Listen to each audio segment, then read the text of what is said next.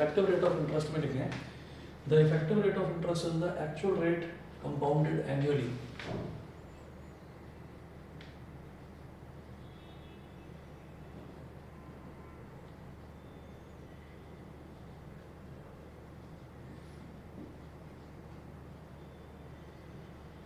The effective rate of interest is the actual rate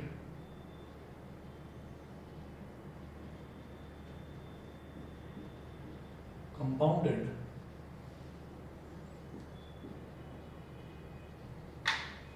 annually। जैसे क्या होता है कि किसी किसी क्वेश्चन में आपने देखा होगा कि हमारे पास ये आता है कि ये आपका रेट ऑफ इंटरेस्ट है और उसमें मेंशन कर देते हैं कि कंपाउंडेड सेमी एनुअली या कंपाउंडेड क्वार्टरली, इस तरीके से वो मेंशन करके दे देते हैं। लेकिन जो रेट ऑफ इंटरेस्ट हमको दे रखा होता है वो दिया होता है एनुअल वाला ही। जैसे मान लीजिए 8% दे रखा है और वो बोलते हैं कि the rate of interest compounded semi annually, तो हम 8 को 2 से डिवाइड करते हैं वहाँ पर। तो वही चीज़ यहाँ पर भी है कि वो उस रेट ऑफ इंटरेस्ट को, एक मिनट, हेलो हेलो, हाँ मन्नत,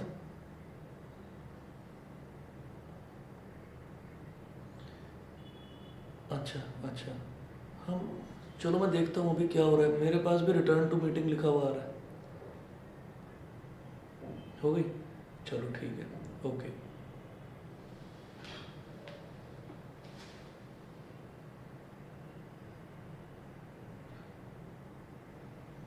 अभी आवाज आ रही है?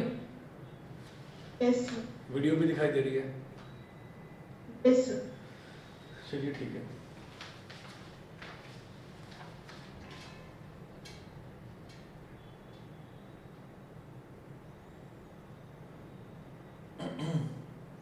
अब आप ये नोट करें, let r e denote the effective rate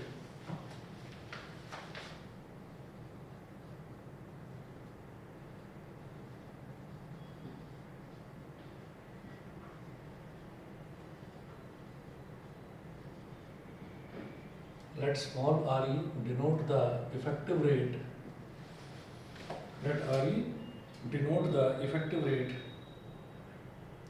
corresponding to the nominal rate small r,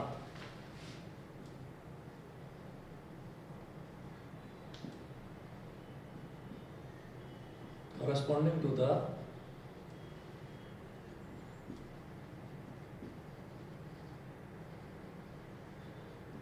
nominal rate small r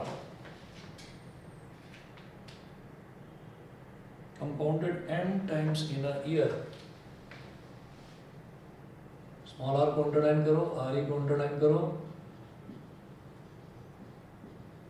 compounded small m times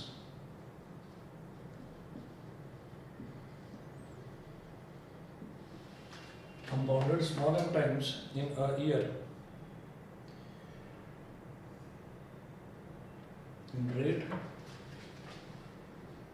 then rate per conversion period, rate per conversion period is I is equal to R upon M। Rate पर conversion period मतलब अगर साल में 2 बार semi annually की बात करते हैं तो इसका मतलब क्या है कि हमको कंपाउंड इंटरेस्ट निकालना है साल में 2 बार। साल में 2 बार निकालने, मान लो 8% है तो m क्या हो गया, ये लिखा है ना m times in a year. तो अगर सेमी एनुअली की बात करेंगे तो साल में 2 बार, तो इसका मतलब हमको 8 को 2 से डिवाइड करना पड़ेगा। अगर क्वार्टरली की बात करते हैं तो हम ये देखते हैं कि साल में कितने क्वार्टर होते हैं, तो साल में 3-3 महीने के 4 क्वार्टर होते हैं, तो 4 क्वार्टर्स हो गए। तो 4 क्वार्टर्स का मतलब क्या है कि हमको जो रेट ऑफ इंटरेस्ट दे रखा है उसको 4 से डिवाइड करना होगा। तो ये जो आई होता है इसको बोल देते हैं रेट पर कन्वर्जन पीरियड, रेट पर कन्वर्जन पीरियड, ठीक है। तो ये जो कुछ टर्म्स हुई, अब इसमें बस ये बोल देते हैं कि let e be the principal, let capital P be the principal.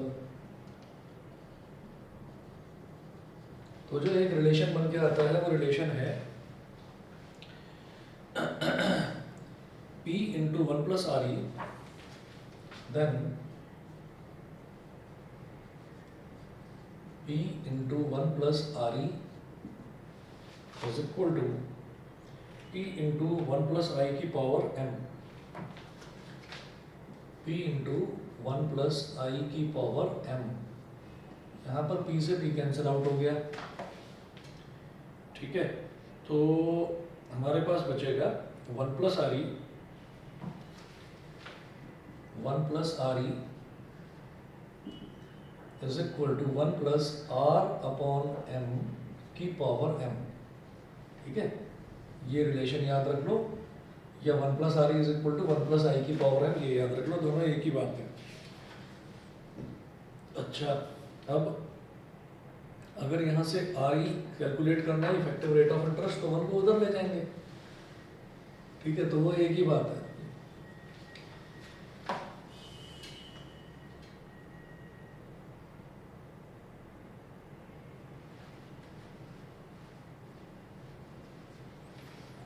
इसके बाद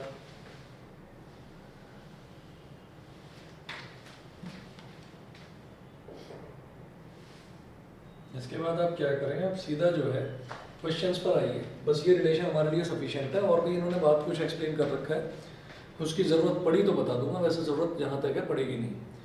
आप एग्जाम्पल पर आइए, यही पेज नंबर 24.20, एग्जाम्पल नंबर 1।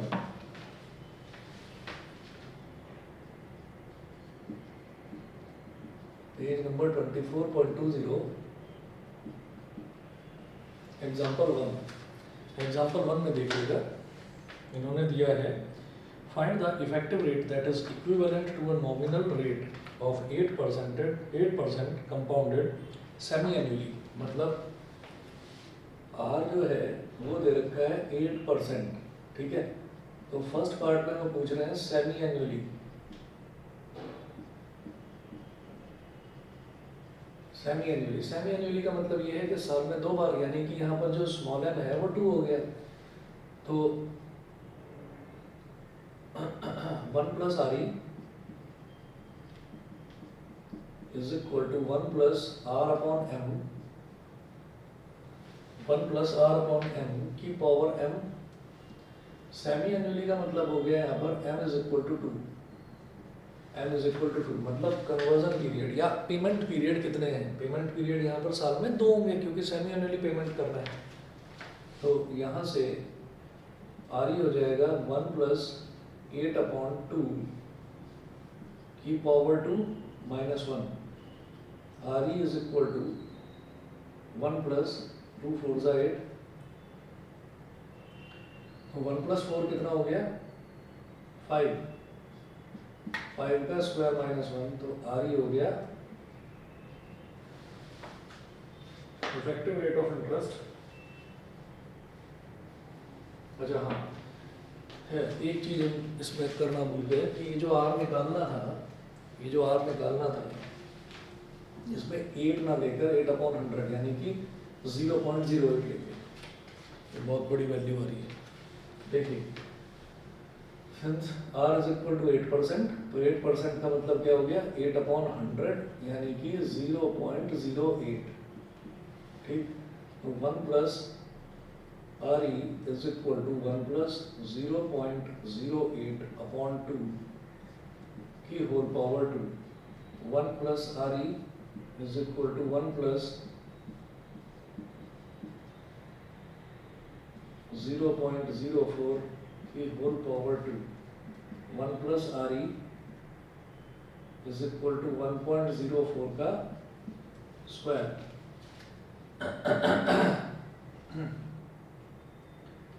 तो यहाँ से 1.04 इंटू 1.04 कर दो, 4 4 ज़ा 16, 1 आ गया, 4 1 ज़ा 4, 0 0 0,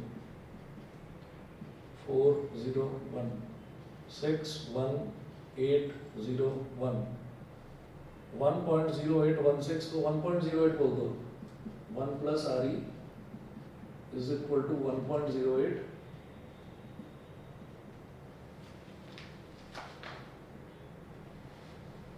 1.080816 पूरा लिखो नहीं तो सही नहीं आ रहा है। तो 1.0816 माइनस 1 तो आर ई हो गया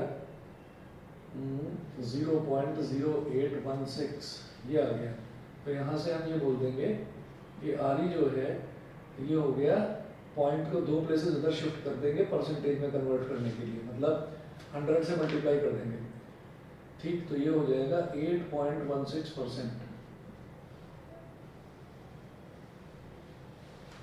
8.16% ये हमारा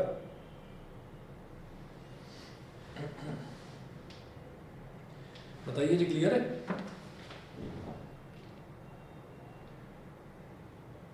क्लियर है? आवाज आ रही है मेरी?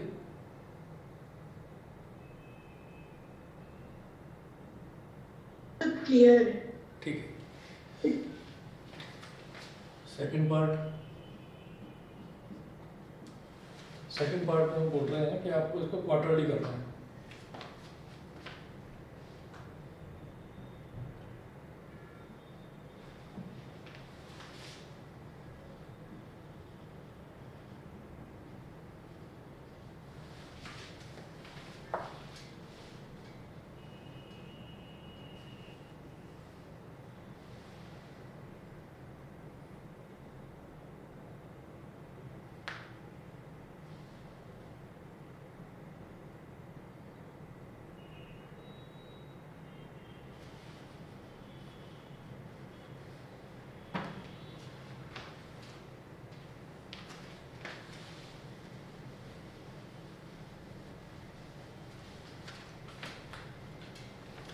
तो क्वार्टरली में क्या हो जाएगा, m इज इक्वल टू 4, तो 1 plus r e is equal to 1 plus r upon m की power m, 1 plus r e is equal to 1 plus 0.08 upon 4 की पावर 4,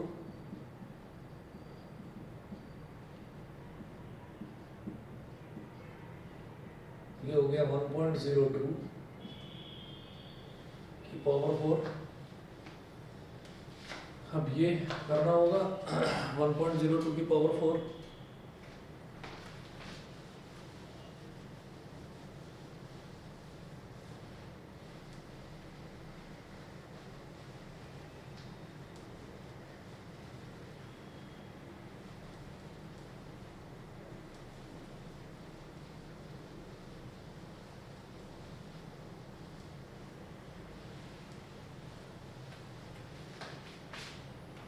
तो ये देखिएगा 1.02 इंटू 1.02 अगर करा तो 2 2 ज़ा 4, 2 0 ज़ा 0, 2 1 ज़ा 2, 0 0 0,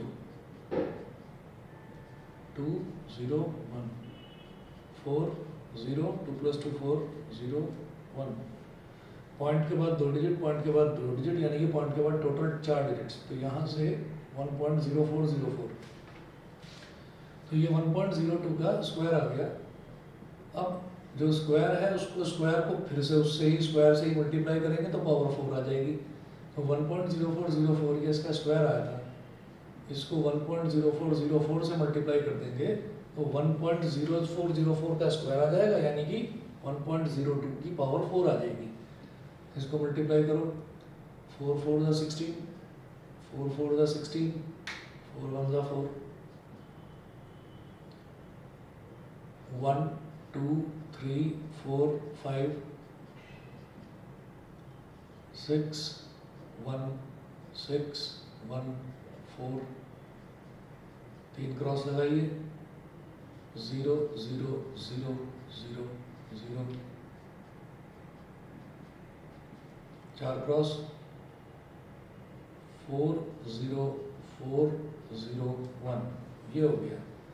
तो सबसे पहले इधर वाला 6, 1 plus 0 1, 6 plus 6 12 2, 1 plus 1 2 plus 1 3, 4 + 6 10 + 4 40 1 carry 1 + 1 2 4 + 4 8 0 1।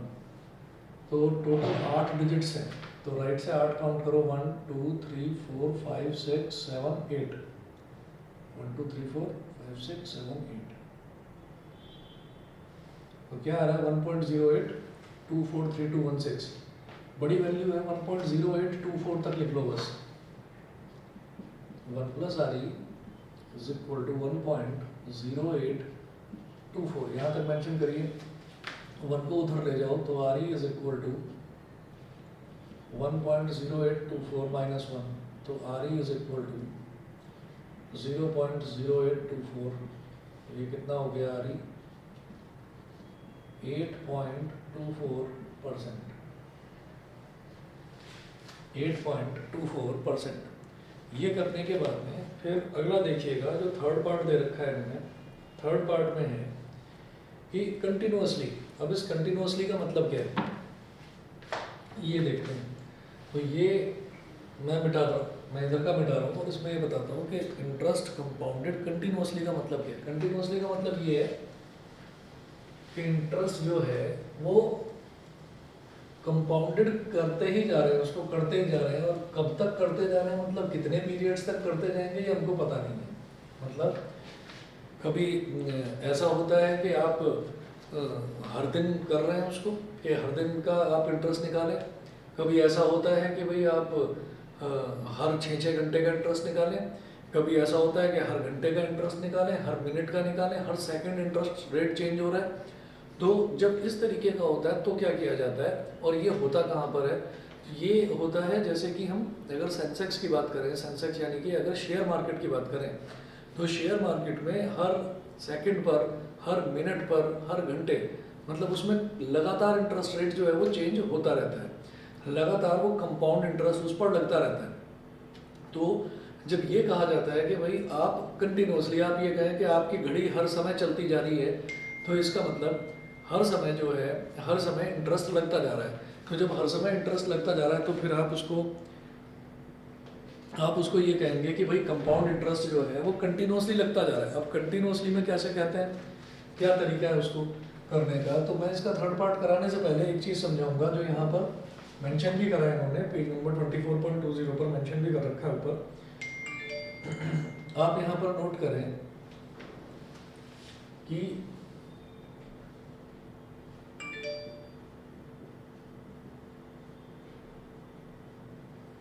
if the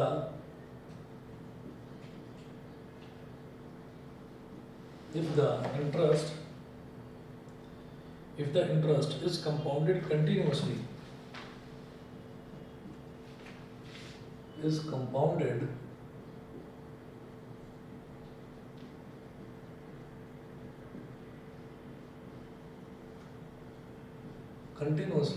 then m tends to infinity. तो मैं ये कहता हूँ कि अगर साल में 2 बार कंपाउंड इंटरेस्ट कैलकुलेट करा जाता है, साल में 2 बार, तो हम उसको ये बोल देते हैं कि साल में, मतलब सेमी एनुअली कर रहे हैं, तो साल में हमारे पेमेंट पीरियड कितने हो गए? 2 हो गए, तो m = 2 हो गया। अगर मान लीजिए साल में 3 बार करे जा रहा है तो फिर 3 हो गए, 4 बार तो 4 हो गए, 10 बार तो 10, 12 बार तो 12। यहाँ पर कितनी बार करा जाएगा? हम ये कह रहे हैं कंटिन्यूसली ही कंपाउंड इंटरेस्ट लगता जा रहा है। इस सेकंड लगा, इस सेकंड का कैलकुलेट करा कंपाउंड इंटरेस्ट, तो फिर अगले सेकंड के लिए वो जो अमाउंट है वो प्रिंसिपल की तरह एक्ट करेगा। ठीक, तो इस तरीके से हम ये बोलते हैं कि ये तो कंटिन्यूसली लगता ही चला जाएगा। तो एम की कितनी वैल्यू होगी? एम की हम बोलेंगे इनफाइनाइट वैल्यू होगी। ठीक है, ये भी नहीं पता कि कितने साल की बात कर रहे हैं, हम कह रहे हैं जी यहाँ तो कंटिन्यूसली लगता ही रहेगा ये। ठीक है, तो ऐसा कहाँ होता है? ऐसा शेयर मार्केट में होता है। तो वो वाली चीज़ बताई जा रही है यहाँ पर कि m टेंडिंग टू इन्फिनिटी। तो अब क्या करें इसमें ऐसा करेंगे कि m टेंडिंग टू इन्फिनिटी हो गया, तो इफेक्टिव रेट ऑफ इंटरेस्ट कैसे होगा ये देखिएगा। जैसे हम ये जानते हैं, सिंस 1 + RE = 1 + R/m, 1 + R/m की पावर m, 1 + R/m की पावर m, ये हो गया। तो इसमें अगर आप आर ई कैलकुलेट करें तो आर ई हो जाएगा 1 प्लस आर अपॉन एम की होल पावर एम माइनस 1, ये है। अच्छा, अब m टेंडिंग टू इन्फिनिटी है तो आप लिमिट ले लेंगे, तो r e is equal to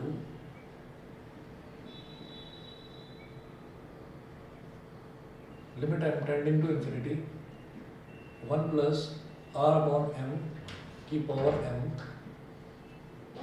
minus 1, ये हो गया, ठीक। अच्छा,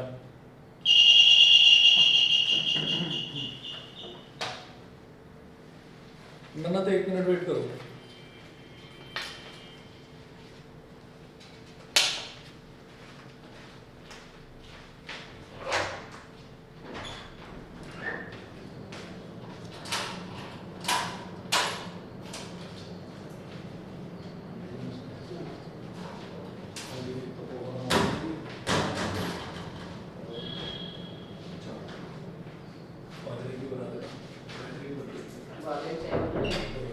दाल तक चला गए।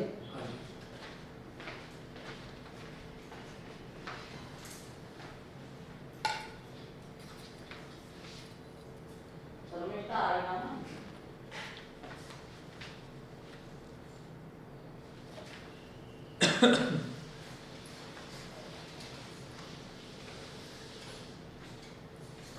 चलिए जी, फिर ये देखिएगा limit m tending to infinity और 1 प्लस आर अपॉन एम की पावर m माइनस 1, ये है। इसमें क्या करेंगे, r e is equal to, यहाँ तक तो समझ में आ गया कि हमें अभी m टेंडिंग टू इन्फिनिटी है, तो जैसा कि लिमिट्स में करा था मैं डायरेक्टली m की वैल्यू इन्फिनिटी डालूंगा नहीं इसमें, ठीक। क्या करेंगे वो देखिएगा, ये हो जाएगा limit m tending to infinity 1 plus r upon m की पावर m माइनस 1। तो ऐसे में हम क्या करते हैं,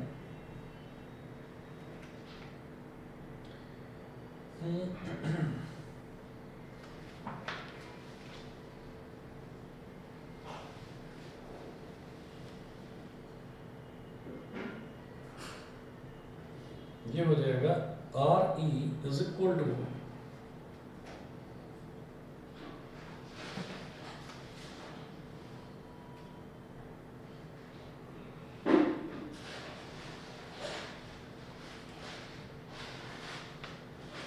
limit m tending to infinity 1 plus r upon m की power m minus limit m tending to infinity 1, ये है। तो आप ये देखें, इधर तो m टेंडिंग टू इंफिनिटी ये वाला टर्म माइनस इधर m टेंडिंग टू इंफिनिटी 1। अभी 1 में तो m टेंडिंग टू इंफिनिटी डालो या ना डालो कोई फर्क नहीं पड़ता, एज इट इज हुआ तो एज इट इज ही रहेगा, ठीक, क्योंकि वो तो कांस्टेंट है। अब जरा इसकी बात करते हैं, तो यहाँ पर ये हो जाएगा, एक फॉर्मूला होता है, उस फॉर्मूले में ज़्यादा डिटेल में जाने की जरूरत नहीं है कि अगर मैं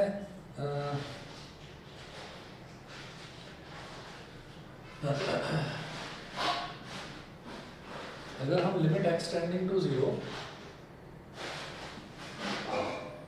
log 1 प्लस एक्स करते हैं ना बेटा, limit x tending to 0 log 1 plus x अगर हम कर रहे हैं तो ये हमारा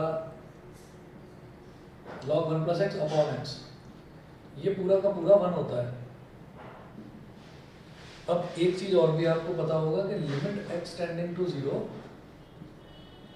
sign x upon x is equal to 1 होता है, ठीक।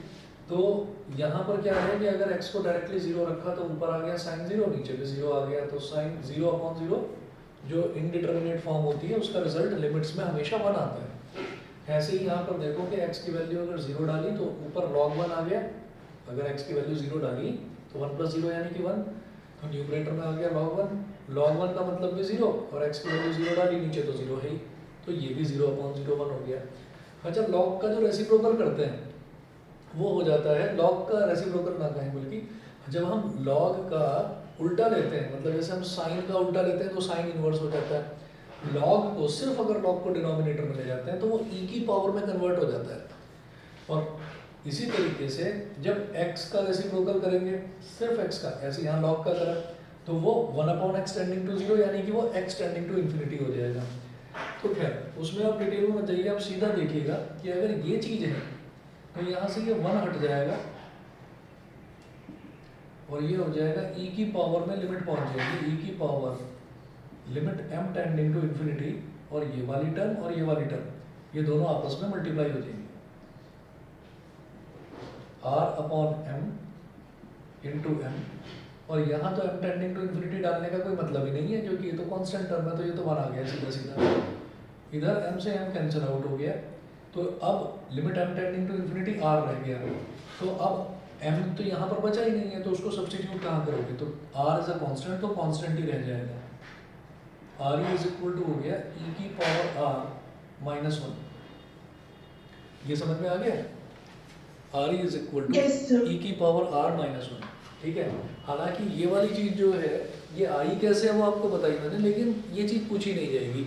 अगर कंटिन्यूसली की कहीं पर बात आती है कि इंटरेस्ट इज कंपाउंडेड कंटिन्यूसली, तो सीधा ये फॉर्मूला लगाना और आंसर निकालना। फिर सवाल ये उठता है कि आर तो हमारा नॉमिनल रेट ऑफ इंटरेस्ट है जो हमको दे रखा होगा, जैसे यहाँ इस क्वेश्चन में 8% दे रखा है, तो ई की पावर 8 कैसे निकालें, ये एक बार वेरीफाई हो जाने दीजिए कि फाइनेंशियल मैथमेटिक्स के लिए कैलकुलेटर या तो अलाउड होगा, अगर अलाउड नहीं होगा तो ई की पावर जो होगी उसकी वैल्यू दे रखी होगी क्वेश्चन में जरूर, ठीक है। तो मैंने पूछा था तो अच्छा। मना कर रहे हैं सर। हाँ ठीक है, चलिए कोई बात नहीं, लेकिन लॉग टेबल तो मिलेगी ना। सर ऐसा तो अभी नहीं बताया। लॉग टेबल मिलेगी, लॉग टेबल मिलेगी 100%, वो मैं आपको बता रहा हूँ क्योंकि इसकी ज़रूरत, और या फिर वो इसकी वैल्यू दे देंगे, वैल्यू दे दें तो बहुत बढ़िया बात है, फिर लॉग टेबल का चक्कर ही करना। चलिए जी, तो अब थर्ड पार्ट इसका देखेंगे। थर्ड पार्ट में है कंटिन्यूअसली की बात कर रहे हैं।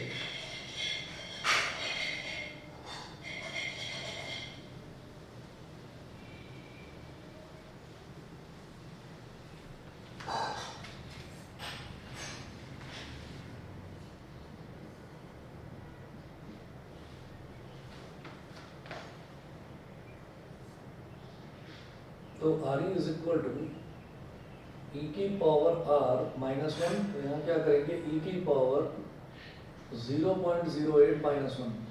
अब ई की पावर 0.08 इस क्वेश्चन में वैल्यू दे नहीं रखी है, तो इन्होंने जो डायरेक्ट वैल्यू लिखी है वो लॉग टेबल की हेल्प से लिखी है, ठीक।